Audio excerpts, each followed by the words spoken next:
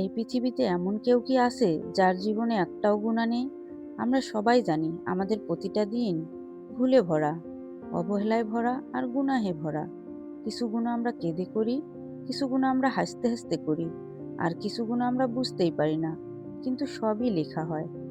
আজ যদি হঠাৎ করে মৃত্যু এসে দরজায় কড়া নাড়ে, আমরা কি প্রস্তুত? কিন্তু আমার আর আপনাদের রব, তিনি শুধুই বিচারক নন, তিনি অসীম দয়ালু। রসূল সাল্লাল্লাহু সাল্লাম বলেছেন, এমন একটি দোয়া আছে, যে দোয়া যদি বান্দারা ঈমান আর অন্তরের অনুশোচনায় পড়ে, তাহলে আল্লাহ তার ৯০ বছরের গুনাহ পর্যন্ত মাফ করে দেন। ভাবুন তো একবার, ৯০ বছর আপনার জীবনের সব ভুল, সব গুনাহ, সব পাপ, সব অন্ধকার অধ্যায় এক মুহূর্তেই ধুয়ে মুছে সাফ হয়ে যাবে। এই দুনিয়ায় আমরা কত কিছুর জন্য কান্না করি, টাকার জন্য, মানুষের জন্য, ভাঙা সম্পর্কের জন্য। কিন্তু কতবার কেঁদেছি আল্লাহর কাছে?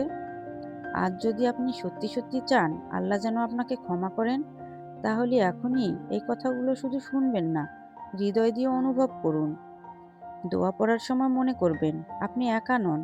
আপনার সামনে দাঁড়িয়ে আছেন সেই রব, যিনি আপনাকে সৃষ্টি করেছেন, যিনি আপনার কান্না শুনতে ভালোবাসেন। তাহলে চলুন আমরা দোয়াটি পড়ে আসি। দোয়াটি হচ্ছে, রব্বি ইন্নি জালামতু নাফসি ফাগফিরলি ইন্নাহু লা ইয়াগফিরুয যুনুবা ইল্লা আনতা। রব্বি ইন্নি জালামতু নাফসি ফাগফিরলি ইন্নাহু লা ইয়াগফিরুয যুনুবা ইল্লা আনতা।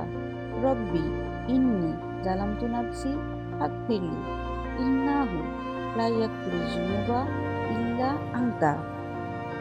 দোয়া পড়া শেষ হলে চুপচাপ এক মুহূর্ত থাকবেন, কারণ এই মুহূর্তে আল্লাহর রহমত নেমে আসে।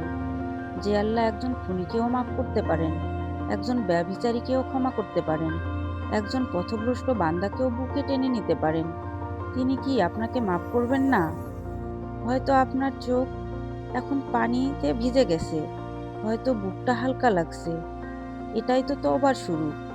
মনে রাখবেন, আল্লাহ আপনার অতীত দেখেন না, তিনি দেখেন আপনি এখন কিভাবে তার দিকে ফিরছেন। আজ থেকে নিয়ত করুন, গুনাহ ছাড়ার চেষ্টা করুন, নামাজ আঁকড়ে ধরবেন, আর এখনই দোয়াটা বারবার পড়বেন, কারণ হয়তো এই দোয়াটাই হবে আপনার আর জাহান্নামের মাঝখানে দাঁড়িয়ে যাওয়া ঢাল। হে আল্লাহ, আমরা দুর্বল, আমরা ভুলে ভরা, কিন্তু আমরা আশাহীন নই, কারণ আমাদের রব আল গফুর আর রহিম।